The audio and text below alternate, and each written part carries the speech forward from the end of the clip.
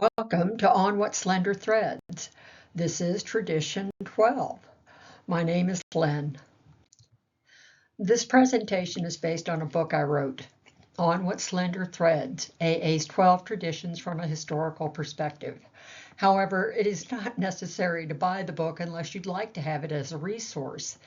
It is my hope that these video presentations will highlight what I learned from studying research on AA's early history from the literature available at the General Service Office of Alcoholics Anonymous, and from the experiences and insights of AA friends around the world. I am not a spokesperson for AA. Any inferences in this study are strictly my own and in no way reflect the opinion of Alcoholics Anonymous. I hope it will be helpful. Well, this is the last presentation, and I have to ask, what did we accomplish? And I really don't know. I would love to know what people have learned from this experience, even if you haven't listened to all the presentations. If you listen to them sequentially, I would love to see your comments. And of course, using the adage, take what you want and leave the rest.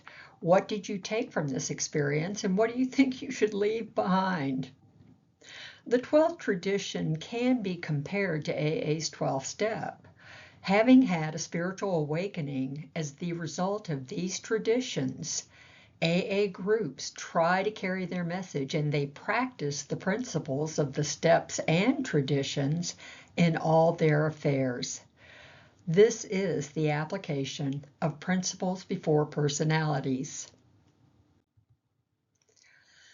An appropriate preamble for this last tradition is, moved by the spirit of anonymity, we try to give up our natural desires for personal distinction as AA members, both among fellow alcoholics and before the general public.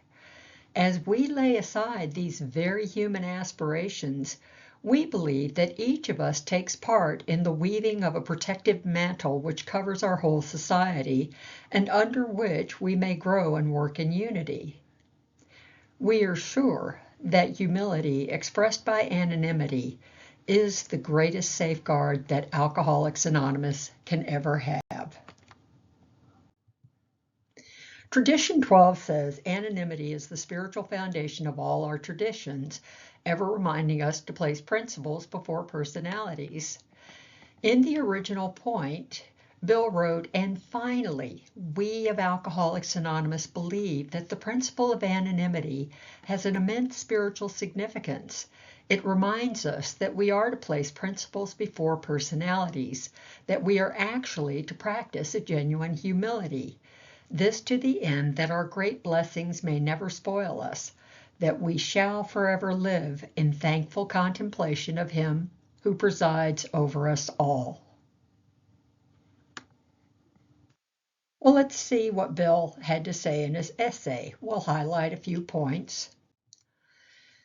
Bill said, the spiritual substance of anonymity is sacrifice.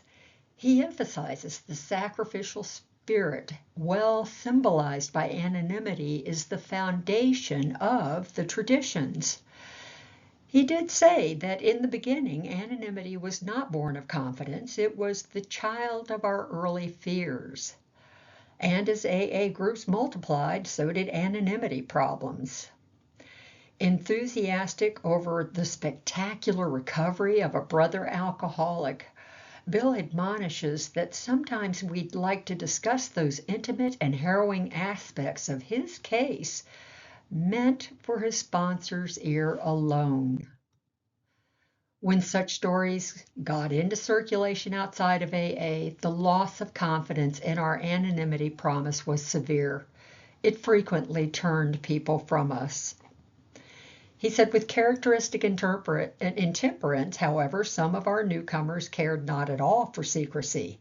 They had changed from AA members into AA show-offs.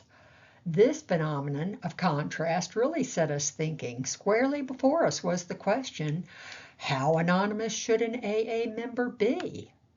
Our growth made it plain that we couldn't be a secret society. But it was equally plain that we couldn't be a vaudeville circuit either. The charting of a safe path between these two extremes took a long time. He talks about how it's natural that the average newcomer wants your family to know immediately what he's trying to do, and wanted to tell others who had tried to help him, and felt it was right to explain his new way of life to his employer and business associates. When opportunities to be helpful came along, he found he could talk easily about AA to almost anyone. Bill refers to these very appropriate opportunities to help others as quiet disclosures. These quiet disclosures helped him to lose his fear of the alcoholic stigma and spread the news of AA's existence in his community. Though not in the strict letter of anonymity, such communications were well within its spirit. But it became apparent that the word of mouth method was too limited.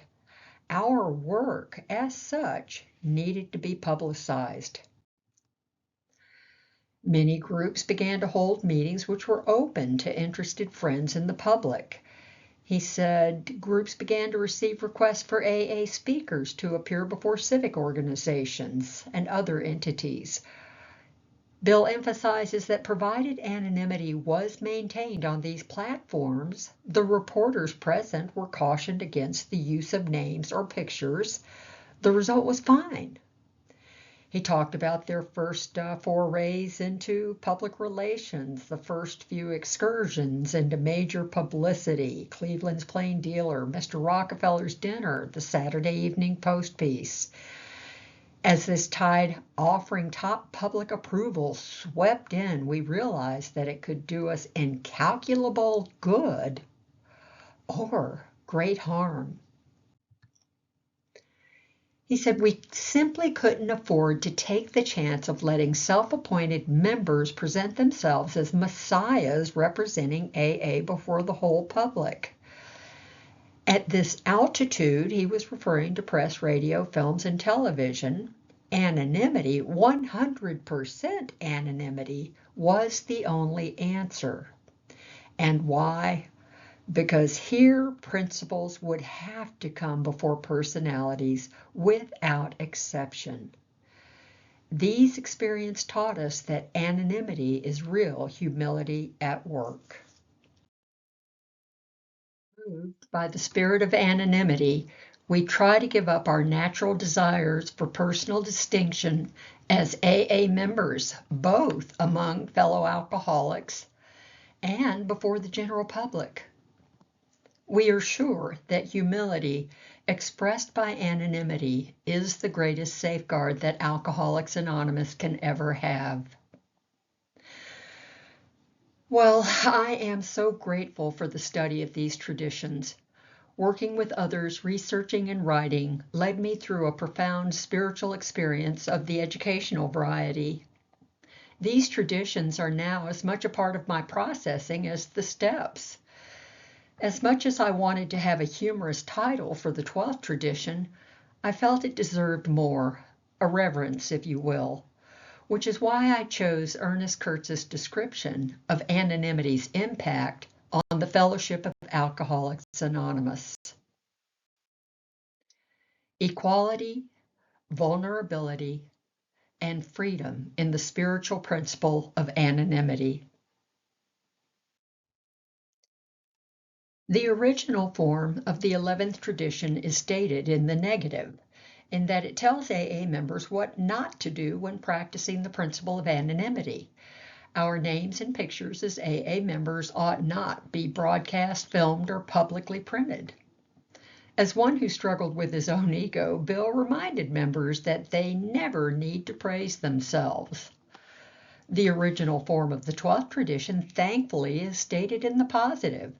It tells AA members what to do when practicing the principle of anonymity. We are to place principles before personalities, that we are actually to practice a genuine humility. Bill clearly defined inappropriate anonymity breaks in the 11th tradition. So I had to ask, what are appropriate anonymity breaks?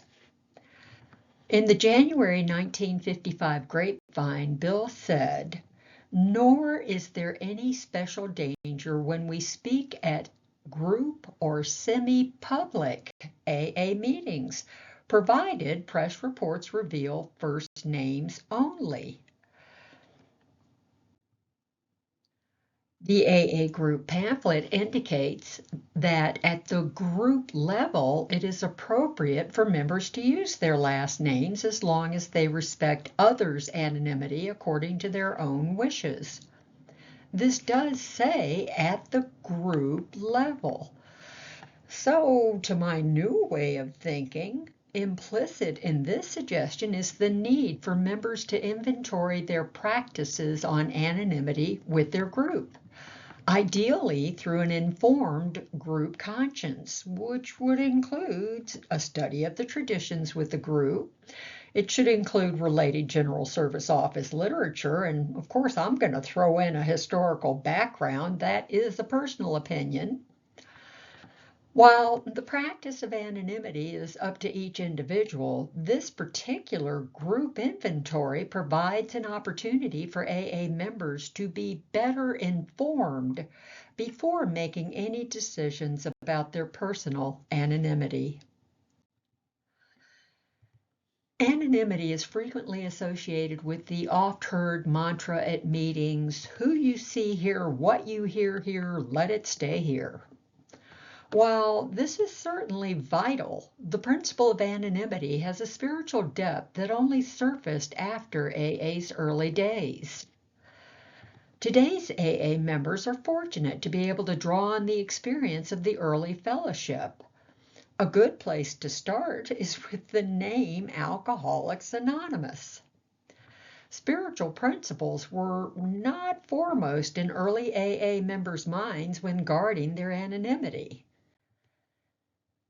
According to Ernest Kurtz, early AAs were not enthusiastic about the evangelistic, thus non-anonymous practices encouraged by their Oxford group guides.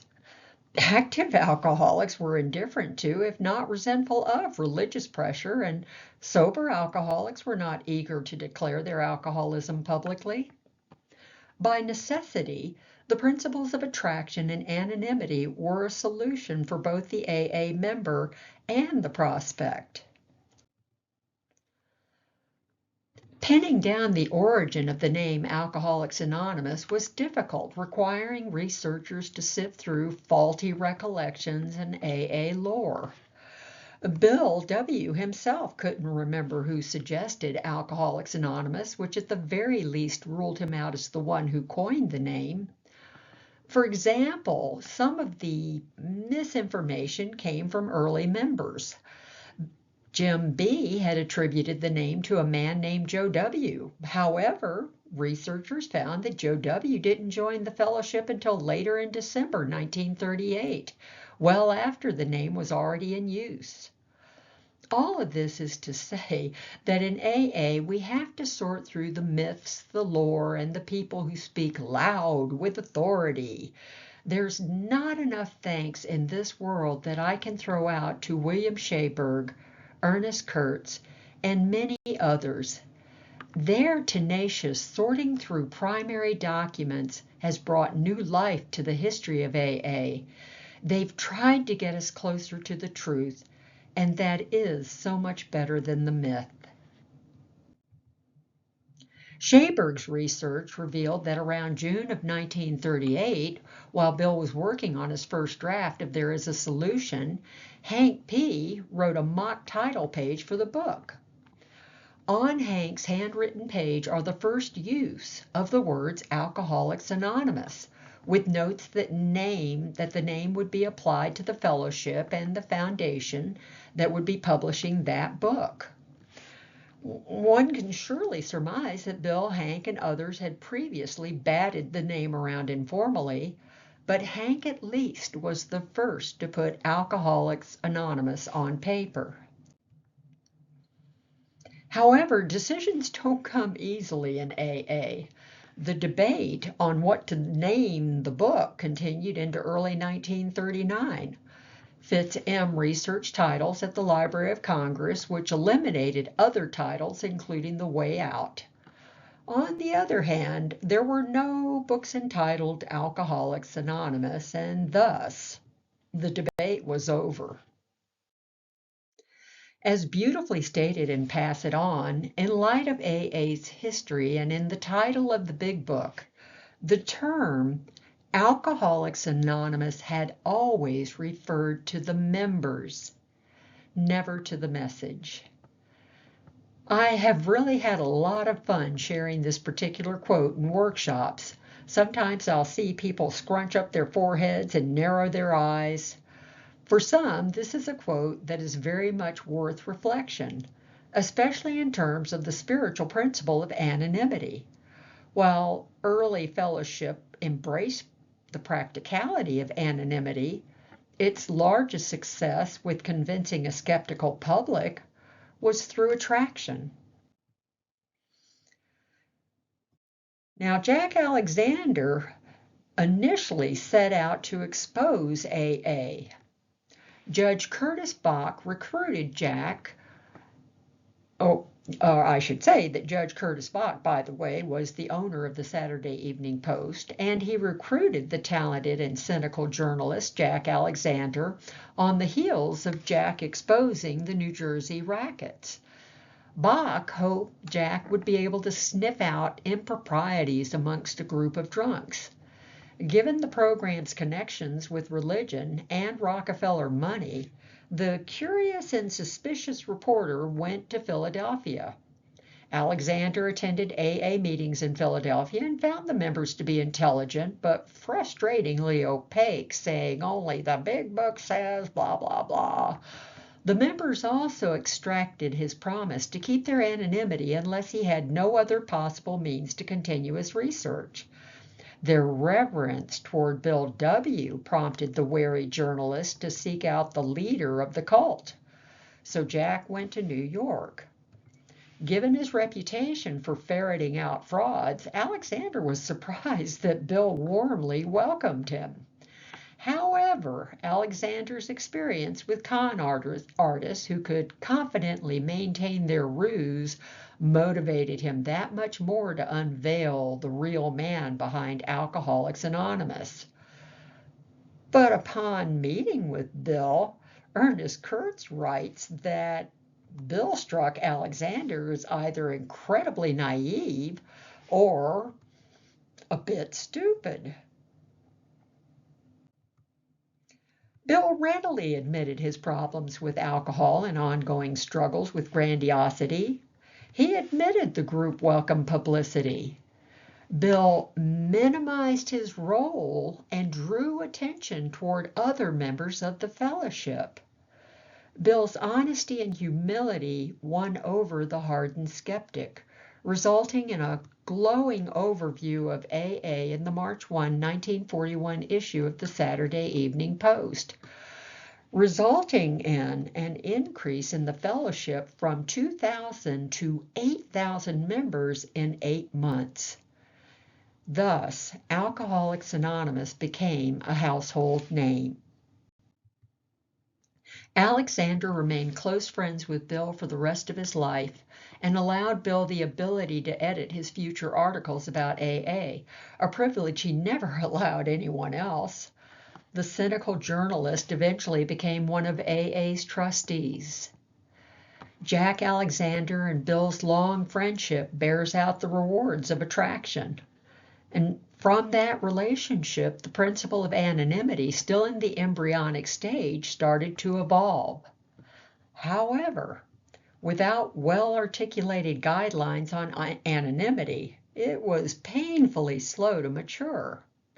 A good resource is to read Nell Wing's Grateful to Have Been There. It's been a wonderful overview of the fellowship's struggles with anonymity.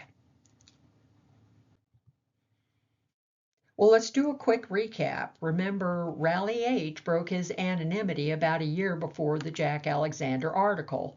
So then the Saturday Evening Post article with pictures happens without too much ado, no harm, no foul. But then came Marty M's anonymity breaks. All of these events combined unleashed a flood of AAs wanting to do the same. So as we explored in Tradition 11, headquarters and the trustees were in the unenviable position of having to reverse this tide of departures from AA's principles. As Bill says, out of the ashes of multiple missteps grew an understanding of attraction and anonymity. To illustrate that era, Bill included a simple and elegant story in Alcoholics Anonymous Comes of Age. Comes of Age. Bill tells about a popular performer from Texas who told him, Alcoholics Anonymous has a principle called anonymity, no public big shots allowed. She directed her second point to AA as a whole. She said, we know that AA can't be run like show business, no matter what the short-term benefits may be. Her boundless gratitude and obligation to AA was her third point. She said, AA saved my life and my career. Therefore, the future welfare of Alcoholics Anonymous is more important to me than any publicity I could get as an AA member.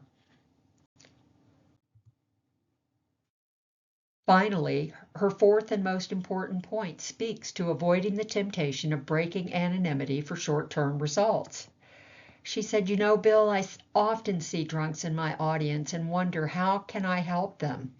If only I could tell them from the stage that I am in AA. But that would only be temporary, wouldn't it? In the long run, we'd all be ruined if everybody did it.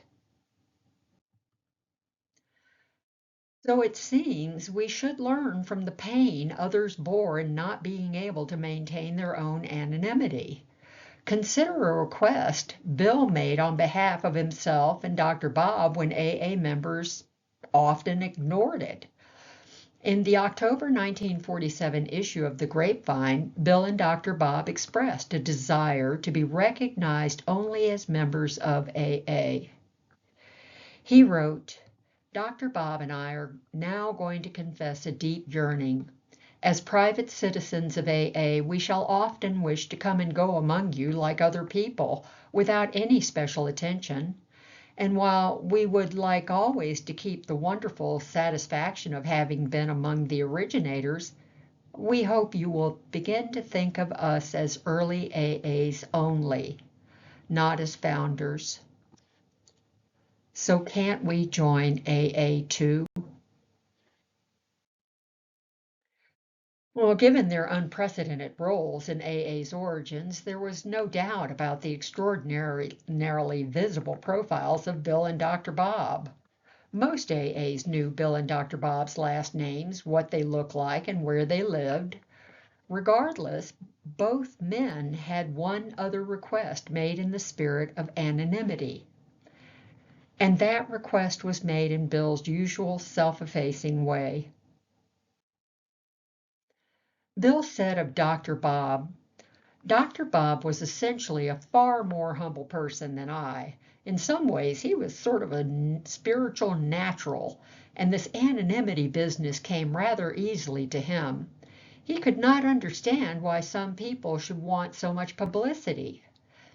In the years before he died, his personal example respecting anonymity did much to help keep my own lid on. When Dr. Bob's friends said that they wanted to build a monument to Dr. Bob and his wife Ann when he died, Dr. Bob told them no. As he was telling Bill the story, Dr. Bob grinned broadly and said, God bless 'em. They mean well, but for heaven's sake, Bill, let's you and I get buried just like the other folks. And there is absolutely nothing engraved on Dr. Bob's, Ann's, Bill's, and Lois's graves that indicate anything about AA. They are kind of easy to spot with all of the tokens and chips on top of them, but there it is. Grateful AAs from around the world leave their sobriety tokens and other items at the sites. It is the only evidence that shows that these two men and their wives were a pivotal part of the movement that changed the world for suffering alcoholics. Today, some members of the fellowship continue to respect Bill and Dr. Bob's wishes. The staff and volunteers at the General Service Office try never to use Bill and Dr. Bob's last names. Perhaps in their honor and according to their wishes, AA members should do the same, at least in AA meetings. The original form of traditions 2 and 12 are significantly different from the other traditions in that they are not as instructive in terms of practice as they are spiritually ethereal. When I read the original forms of Tradition 2 and Tradition 12, they seem to call for a reflective intention to practice their principles. They are an opportunity, as in St. Francis's prayer in step 11 of the 12 and 12, to meditate on their meaning. The 7 phrases in the original form of the 12th tradition contain my own reflections, and of course I included some of Bill's writings related to those phrases. I urge you to pursue this or a similar exercise of your own creation. One can easily meditate on the original form of the 12th tradition alone, but it is far more rewarding with another person or a group. We of Alcoholics Anonymous believe. In how it works, here are the steps we took which are suggested as a program of recovery. In the 12 steps and 12 traditions, the 3rd step ends with, God grant me the serenity to accept the things I cannot change, courage to change the things I can, and wisdom to know the difference. While the 12th step in the 12 and 12 ends with, God grant us the serenity to accept the things we cannot change, courage to change the things we can, and wisdom to know the difference. It seems that Bill felt that by the time we worked through the steps, we would move from being centered on ourselves to being centered with others as a group. Whether intentional or not, it is sublime that Bill ended his essays on the steps with the we form of the Serenity Prayer and began the traditions with our common welfare and unity. Such is the spirit of the original form of the 12th tradition when it says, we of Alcoholics Anonymous believe. However, that does not mean AA members agree on how to practice anonymity. In the January 1946 issue of The Grapevine, Bill detailed the evolution of anonymity in A Tradition Born of Our Anonymity. In 1946, he wrote, and it is still relevant today. He described the range of individual stances on anonymity within the fellowship, from one who is extremely sensitive about anonymity to one who declares that anonymity is a lot of childish nonsense. Bill goes on to say, in between these extremes, the shades of opinion are legion, such as it is today. Then, as now, Bill's 1946 conclusion on the individual member's responsibility applies. He wrote, each individual will then have to decide where he ought to draw the line, how far he ought to carry the principle in his own affairs, how far he may go in dropping his own anonymity without injury to Alcoholics Anonymous as a whole.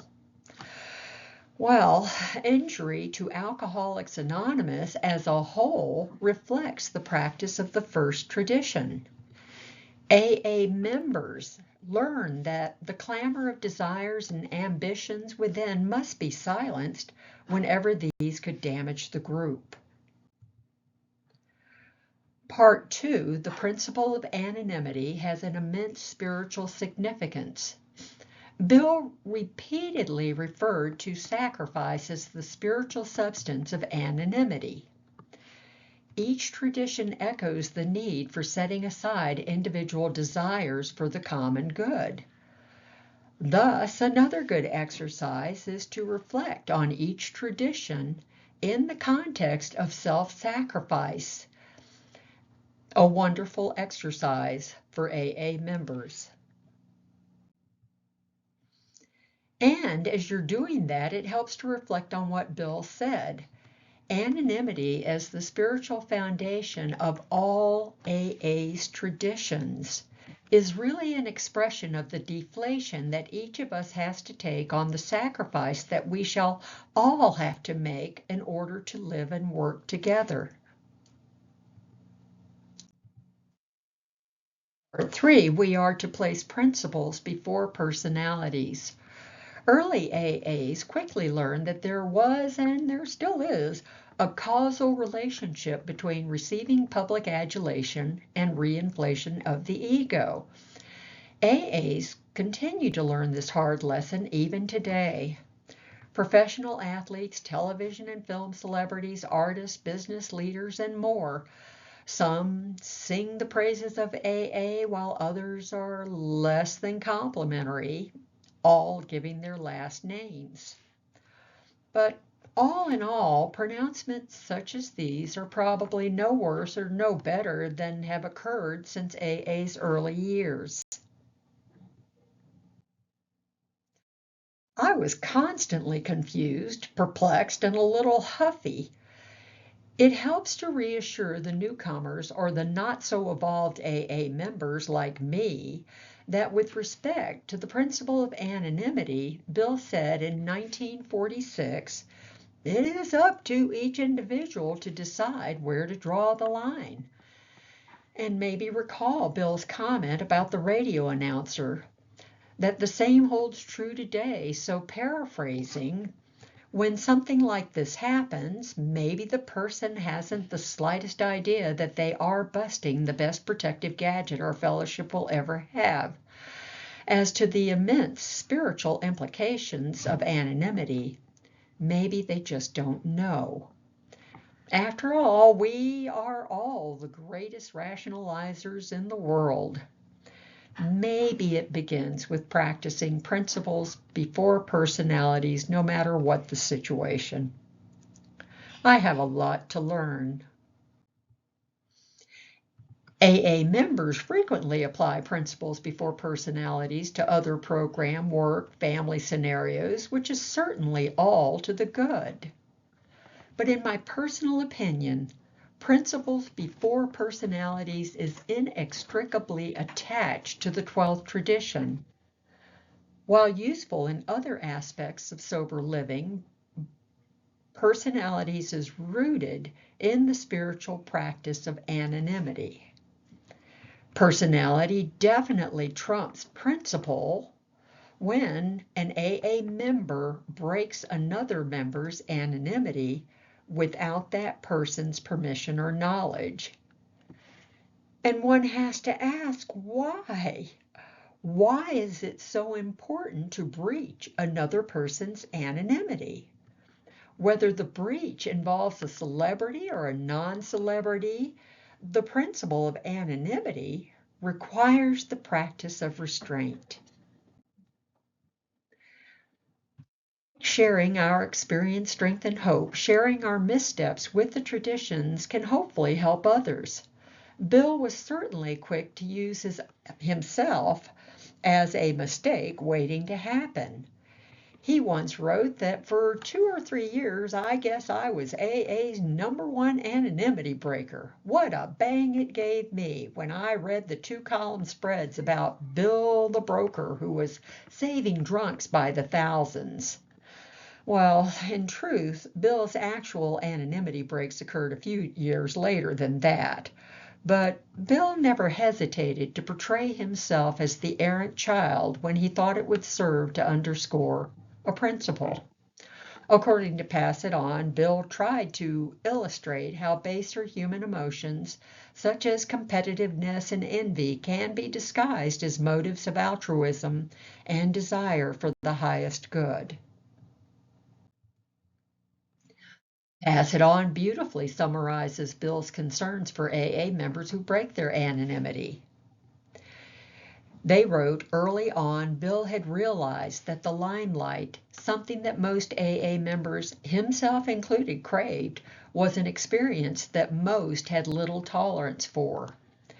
To lose one's bid for the limelight could be as disastrous as to win it.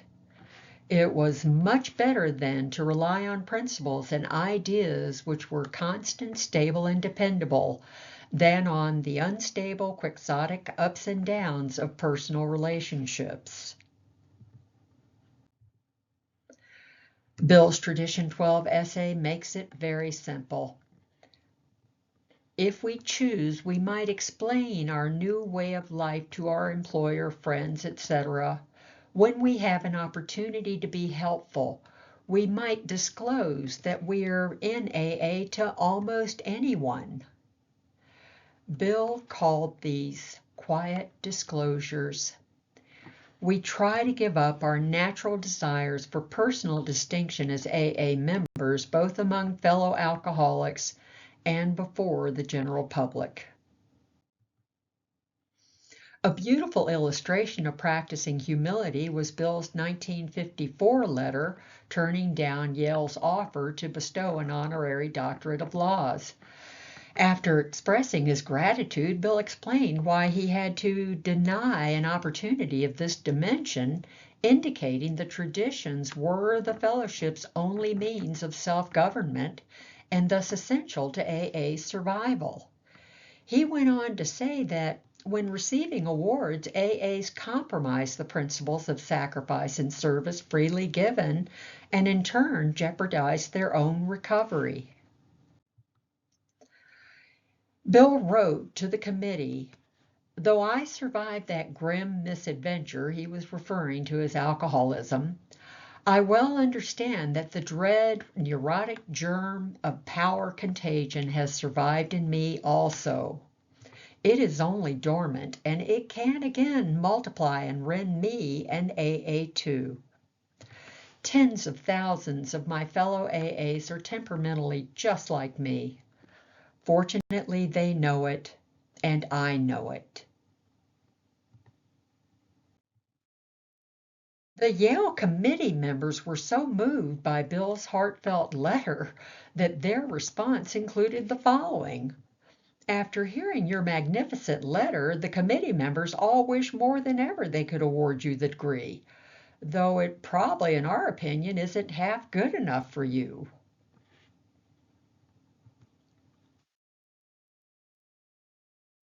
Part 5. That our great blessings may never spoil us. In the AA Tradition pamphlet, Bill made 4 points on anonymity that can also remind members to enjoy their blessings but never to forget what it was like. His first point was on the blessing of empathy toward newcomers and their families through anonymity. Members show through their actions that the alcoholic skeleton in the family closet will not wander the streets. Bill's second point is that AA members are gifted with learning to be trusted servants, not leaders. Bill's third point is that AA members with anonymity as a principle of sincerity and service that wins the respect of the press, ergo the respect of the public. And finally, Bill said, the last point speaks to the gifts AA members share with everyone when they are practicing these principles as a way of life. Non-AAs are refreshed by our quietness, our modesty, and anonymity. Non-AAs are influenced by our spiritual transformation. They sense that something new could come into their own lives. Well, that seems to be what happened when Jack Alexander met Bill. In part 6, that we shall forever live in thankful contemplation, Bill's own awakening about the gifts of the traditions was really at the 1950 International Convention in Cleveland. He wrote, "On Sunday morning, the last day of the convention, I found those 12 traditions still on my mind. Each of them, I saw, is an exercise in humility that can guard us in everyday AA affairs and protect ourselves." So not only had his points gotten his conference, he realized that the traditions could serve AA groups. Bill continued to write about the multitude of protections the AA traditions provide and emphasized the importance of AAs keeping their egos in check. When he went on and said, "It really means personal and group sacrifice for the benefit of all AA." Then, in a surprising comment from the author of the traditions, Bill fervently declared, "Right then, I resolved to learn our 12 traditions by heart, just as I had learned the 12 steps. If every AA member did the same and really soaked these principles, we drunks could hang together forever."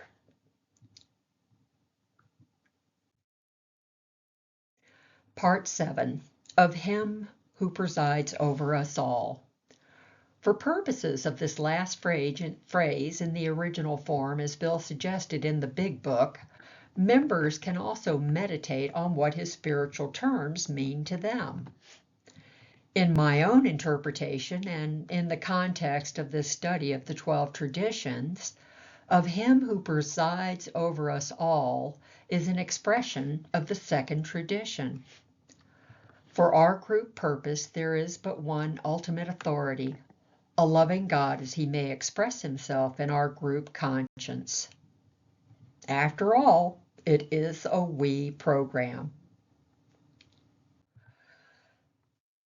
Fortunately, there is a solution when members want to change their own behavior with respect to anonymity. The sixth step is somewhat parallel to the 11th tradition in that members examine what not to do, particularly when driven by lesser motives. The 12th tradition is parallel to the 7th step in that it is on the spiritual foundation of humility that members choose to do the next right thing, practice principles before personalities. Which brings me to one of my own Marty moments, and I've had many since this study. In my earlier workshops, I cited individuals who broke their anonymity in public venues such as the web and other readily available media. Being one of the great rationalizers of this program, I reasoned that this information was already public and could be used as an educational example. I feel pretty icky saying that now. But then I had a Marty moment. I realized that perhaps there's a better way. A moment like Marty M's recommitment to anonymity. And I realized that therefore I needed to change. And my amends was and is not to perpetuate any anonymity break, no matter who started it, no matter where it is. I decided to let it end with me. And it is such a simple program. Anonymity, equality, and vulnerability, and freedom. Ernest Kurtz captured the freedom in alcoholic experiences from practicing the principle of anonymity and not God. To my way of thinking, Kurtz's praise of the principle of anonymity is that within Alcoholics Anonymous, the promise of anonymity made possible the acceptance of oneself as limited. Mutual honesty about shared vulnerability followed from acceptance of self and others as other than perfect. From this sense of sharing, this sense of participation in ultimate reality in and through others, sprang the profound realization of alcoholic equality. And from this awareness of equality flowed a liberating sense of true freedom. Among others who openly acknowledged their not godness, there was neither need nor inclination for any alcoholic to play God. Anonymity testified to this shared equality and its consequent freedom. The members of Alcoholics Anonymous, however, saw beyond anonymity as a weakness or to shame or fear. In testifying to their acceptance of equality, invulnerability, anonymity reminded them of their freedom to be themselves. On what slender threads do life and fortune hang is a quote from Alexander Dumas's The Count of Monte Cristo. I heard on audio, and I have no idea whether Bill read Dumas or not, but I listened to Bill's 1954 talk about AA's early beginnings. He referenced the early members' anticipation of a flood of money coming from Rockefeller Jr., and when he paused, he briefly said in his usual humorous way, "On what slender threads our destiny hangs." While I worked on this study, that quote kept echoing in the background. And so it seems, at least to me, that the traditions are our slender threads. Well, the end, or maybe it's a new beginning. Comments and questions, please email me at whatslenderthreads@gmail.com or post comments on this YouTube video. For other resources and workshop flyers, see www.onwhatslenderthreads.com. And thank you so much for allowing me to be of service. I hope it is helpful.